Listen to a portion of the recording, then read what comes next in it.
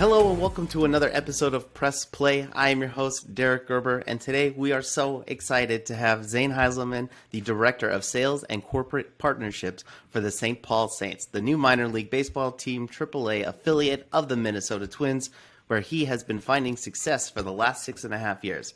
He is a Wisconsin native and attended St. John's University, where he studied mathematics and global business leadership, and also laid waste to his opposition on the soccer field. So welcome, Zane. It's awesome to have you here. Tell the audience more about yourself and what you do with the St. Paul Saints. Yeah, thanks, Derek, and thanks for having me today. I think everything was pretty accurate. The end of the intro might have been a little bit of an exaggeration, but I appreciate it. But like you said, I'm the Director of Sales and Corporate Partnerships for the St. Paul Saints, minor league team, AAA affiliate of the Minnesota Twins in Minnesota. My role within the Saints is basically to oversee a lot of the revenues from the day-to-day, whether it's on the ticketing side or the corporate partnership side. That's a lot of what I do on a day-to-day. Working for a minor league baseball team, we wear a lot of hats, though. So whether it's helping out, being on the tarp crew, or whether it's helping with our digital development and our marketing and some of the strategies around growing our brand. So many people wear so many hats with the Saints, and I'm a part of that. But mostly focusing, again, on the sales and corporate partnership side of things. That's awesome. It's an exciting side of the business for sure. And I got to say, with the world being such a unique time right now, things are constantly changing. So how are you and the Saints being innovative in your marketing and communications to seek out corporate partnerships and other sponsorships as you grow and continue to get back to the new normal here? Yeah, good question. I think it all starts back with the Saints. Saints started in 1993 with our ownership group, and the motto when they started was "Fun is good." So when we were, when I jumped into the Saints, Saints opened up a new ballpark, CHS Field, and it was really important for us to continue the "Fun is good" brand that had been developed by our ownership. And so what we did in building the ballpark is look at how we find partners who engage with the community, how we wanted to engage with people, and how the Saints had been engaging with people for so long. And so in terms of seeking out corporate partnerships, our corporate partners need to understand that we are a community asset.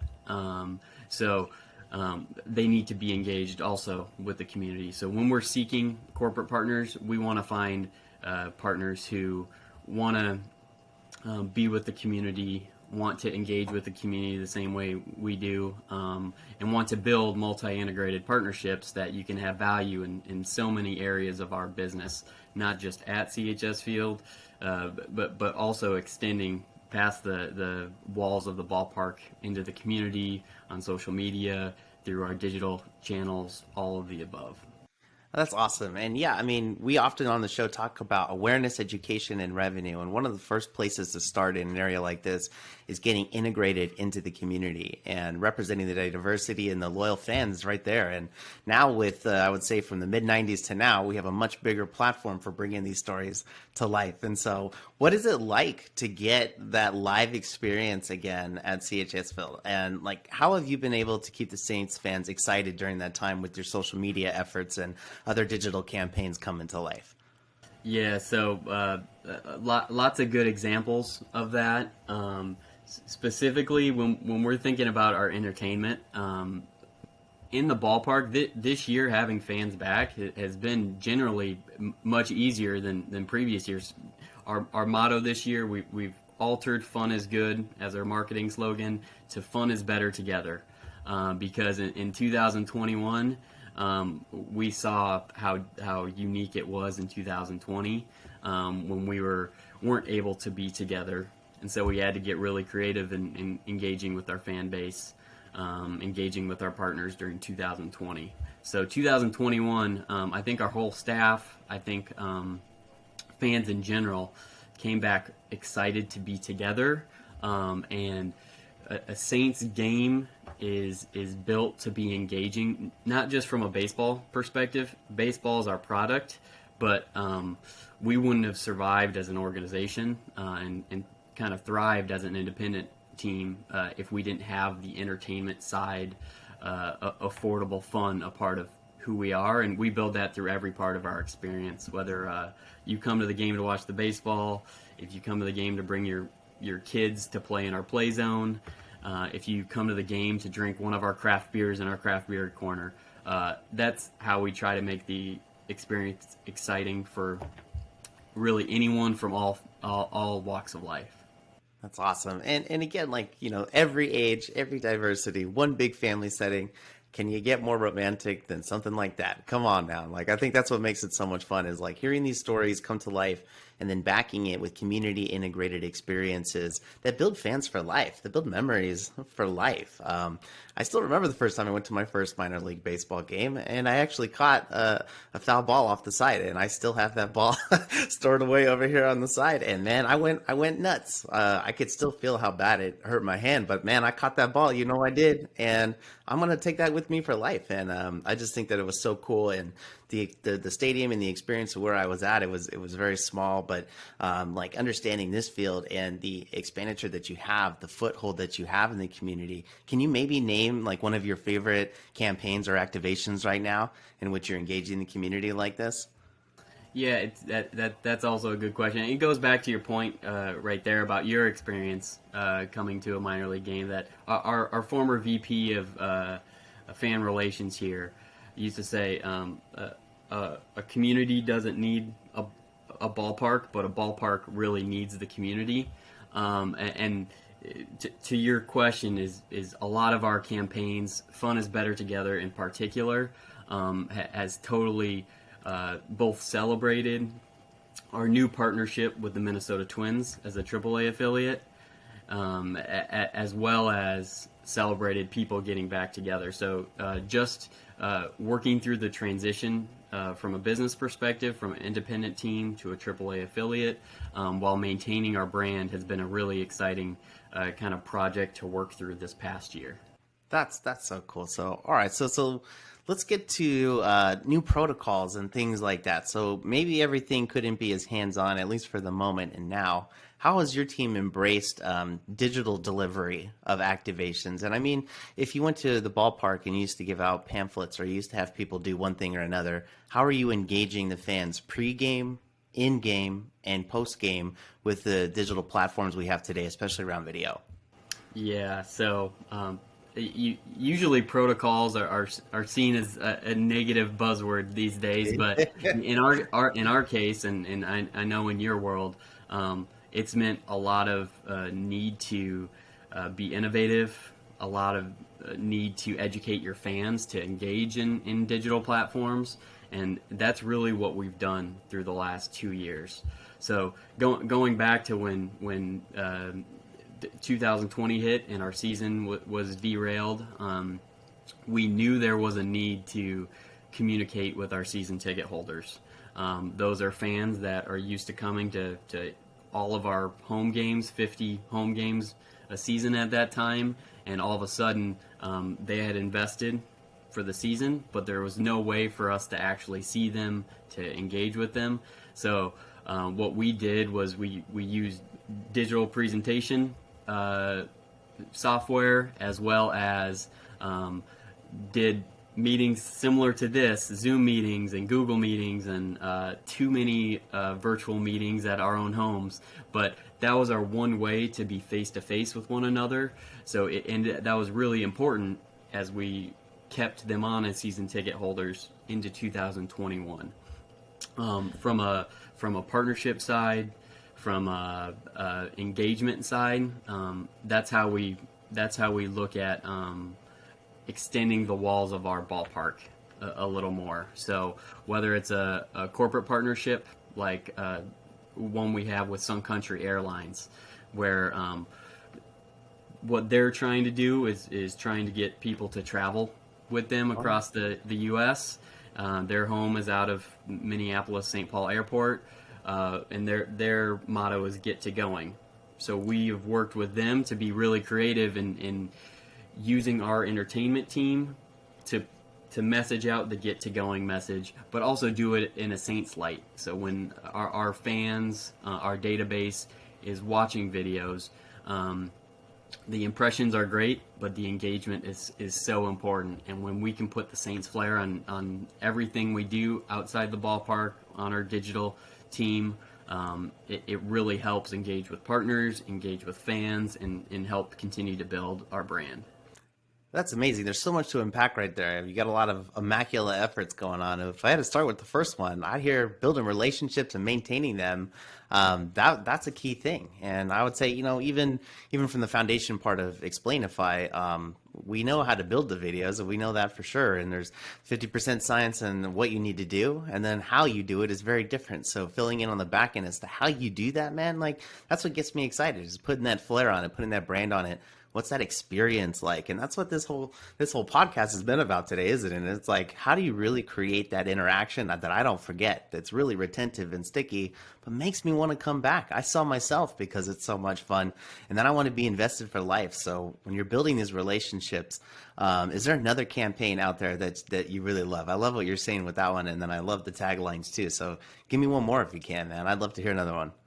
Yeah, so another campaign where we really engage with our fan base is one that we did. It was surrounded around a partner we have with Explore Minnesota. So obviously the Saints are a community asset in the capital in Minnesota, but there's so much that Explore Minnesota wants to market in terms of what's around the state more than the Saints. But in Saints fashion, we wanted any sort of marketing campaign to be shown through the Saints flair. The fun is good motto. We have what we call ushertainers at games, which are basically characters that play a different role. And we have about 7 to 8 characters per game. So we have a guy called the Chef, where he plays an old French chef, and we have a guy named the Coach, who's your stereotypical high school gym coach who walks around in short shorts and long socks, and he's getting everyone pumped up for the game. So we have about 7 to 10 per night. And so in Saints fashion with Explore Minnesota, we highlighted destinations throughout the entire state. But they use Saints characters. So when people were watching the videos, they're able to show light to different places around Minnesota, but you're also able to engage with who the Saints are, again, as a brand, who the Saints characters are that you are used to seeing at Saints games. So it was another one that was really exciting to see come to light and kind of come from start to finish in a really multi-integrated corporate partnership. That's amazing. Okay, all right, because you got me on to this next one then is you've overcome a lot of challenges, obviously, and you have these really fun experiences. Have there been any other challenges to your team that you've overcome, by using digital content like this?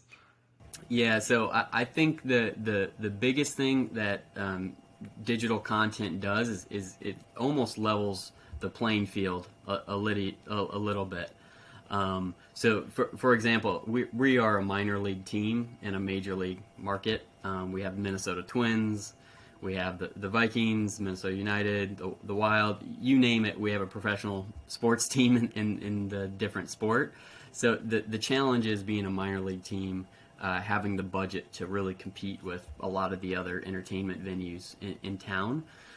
So what we've done with our investment into digital content, internally, as well as what we're doing on social media and through our email databases, is we've used digital development as a really good platform to market and to kind of eliminate some of the boundaries that teams, organizations used to have in engaging with the market itself.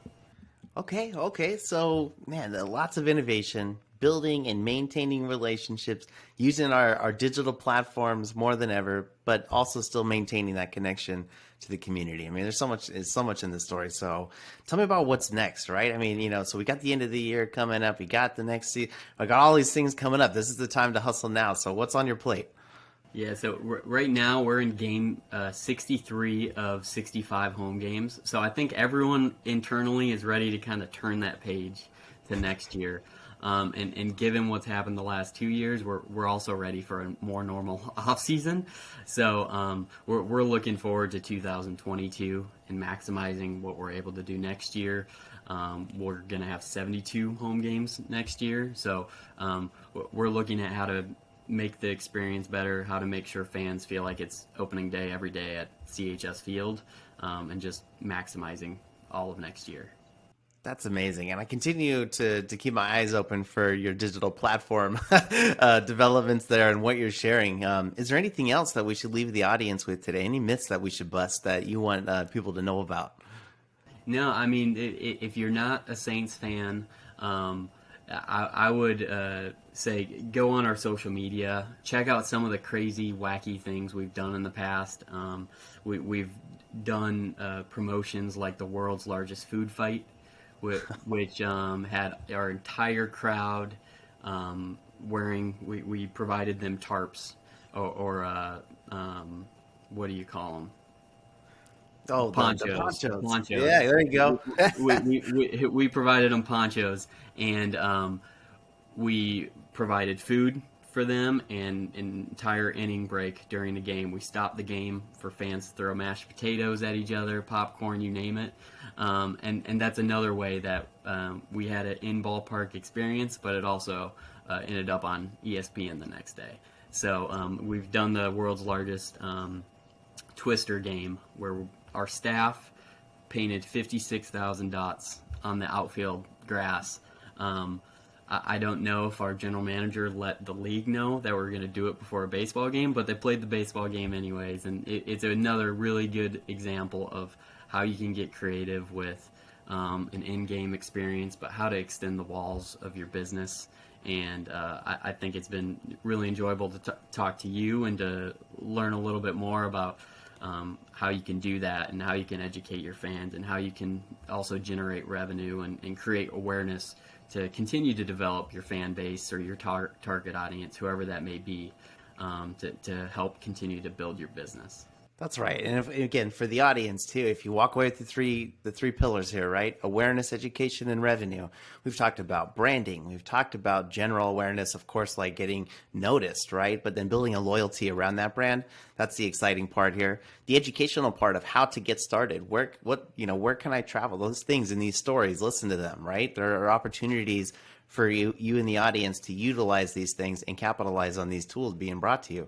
Then there are revenue generation videos too. So from the, buy this now, sign up for the trial. Those are obvious. We see those all the time. But what we're trying to do is open up your mind to the back end and look at the relationship building. What's the purpose? Genuine, insightful, helpful content.